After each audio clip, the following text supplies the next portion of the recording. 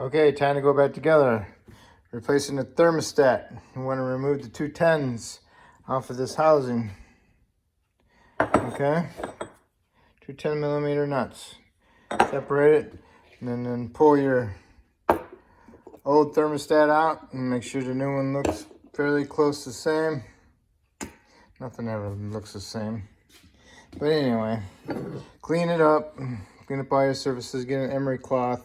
Get inside there and clean that. Make sure there's no like big chunks of rust or anything in there. Clean the surfaces. Make sure they're nice and smooth.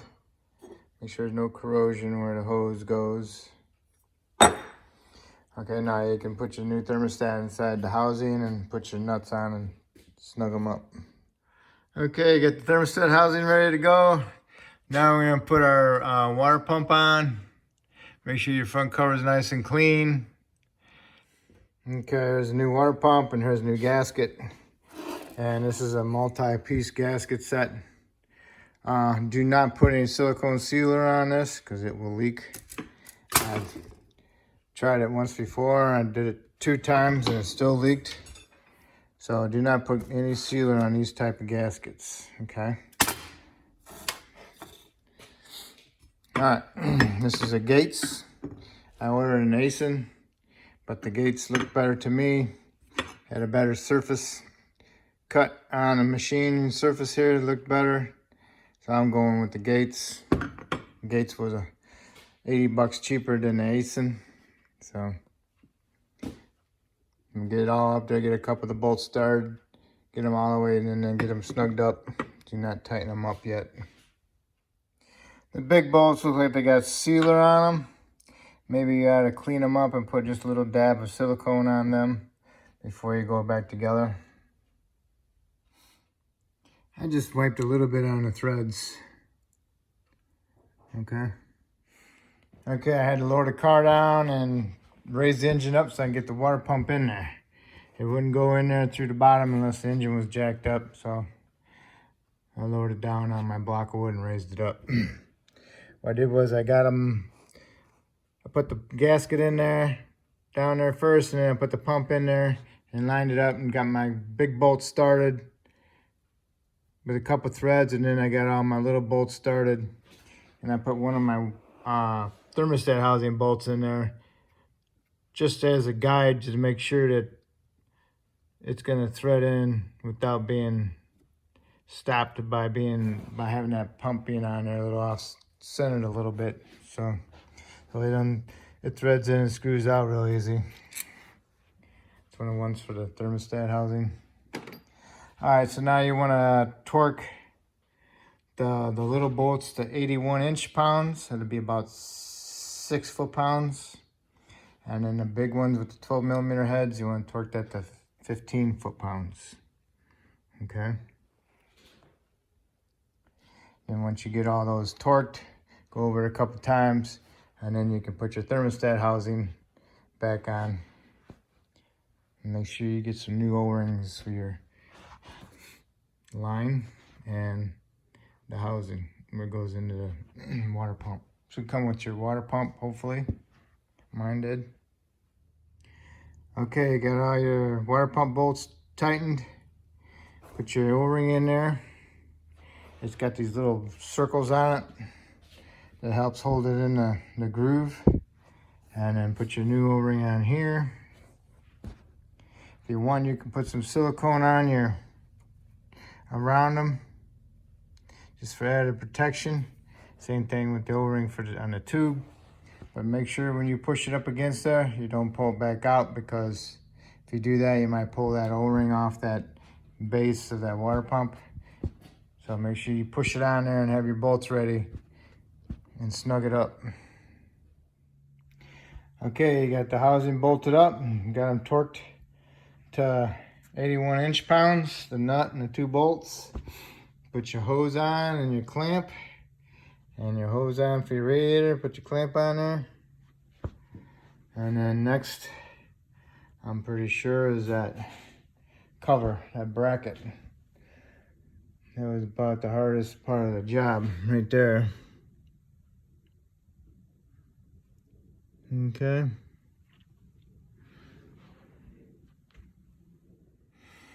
Okay, let me put the bracket in there at a goofy angle and then fish that long bolt, because you got 3 long bolts, one shorter one. Put a little bit of silicone on the end of the threads because it had it on it. So okay, now what I need to do is push the brake lines down and push this bolt in a little bit more. And remember, you had to push this AC line down too. Okay, got the bolt off the brake lines. Now here we are. Now we got to push down on this AC and pick up on and straighten out the bracket at the same time. And also you want to lift up on this harness housing to get it on the other side of that little tab. Okay. What made it a lot easier was I pushed this line forward or towards the engine and down. Towards the engine and then down. And then I can get that bolt over it and then underneath it.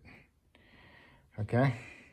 Now all you need to do is get the other bolt, which isn't as long, next to it. Okay, you got all those bolts in. Snug them up. Make sure you snug those up on the bottom over here first, because they're the hardest ones to get to. And then snug these other ones up. And then you want to torque them like 45 foot-pounds.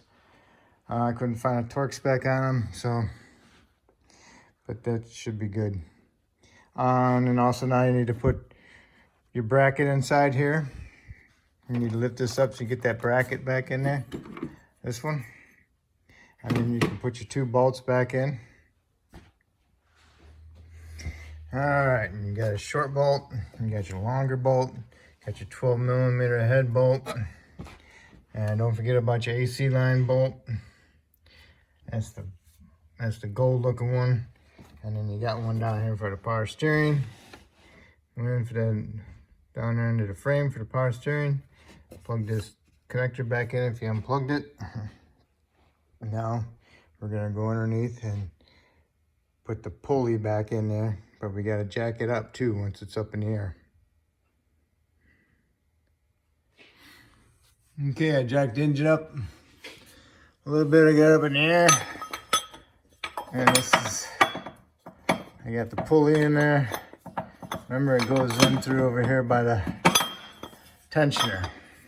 Okay, put up here by the tensioner, and then you can put the pulley up on it. Okay, now you want to do is lower it back down, and so you can put the nuts in the pulley, or the bolts, I mean, and then get them in there all together, and get them all snugged up and tighten them up. Got the water pump bolts tight as I can get them with my wrench. Remember, you gotta put a wrench on it and you push it that way. All I do is stick a flat blade screwdriver in between the bolt and the water pump, and it's sticking through the pulley. And I use that to hold it. And I did every one of them like that, okay? Get the idea. Now we need to do is put our pulleys in there.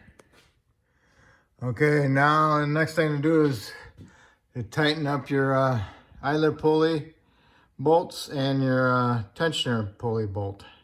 Remember, the tensioner pulley bolt is reverse thread. So you want to torque them to 32 foot-pounds. That one, and that one, and then one above. Now on the tensioner, because it's a tensioner, when you go to tighten it, because it's a reverse thread, you're going to be doing the tension of it. So what you're going to do is you're going to bring it over, and there's a hole right here in this tensioner. You're going to stick a 1/4 inch bolt in there, about 1.5 inches long, and it goes into a slot. Okay, then you can put your torque wrench on there, and you can tighten it, because it will bottom out on the other side here. It moves about just a little bit. And also, right now you can get your belt in there, and then you can release the tension and pull your bolt out once you get your belt in there.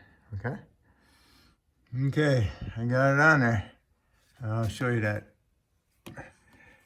All right, you see the slot hole, and you see the round hole. The bolt went into the round hole, and then you loosen up your tensioner. you know, with your bar, pull on it, bring it down, and you put your bolt in there. And it holds it so you can get your belt in there. And then once you got it all in there, then you can release the tension and pull out your bolt. And that's it. Now we gotta put the lower mount back in, and our power steering line, and our trans mount. And yes, this is the trans mount that goes in that bracket. Right about here. Yeah, that's normal. So that's the mount. And this goes on one side.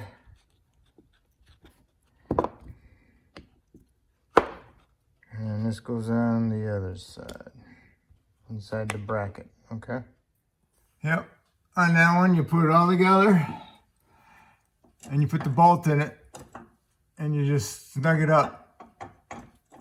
So when you lower the engine down onto the frame, then you can put those nuts on it and tighten it up.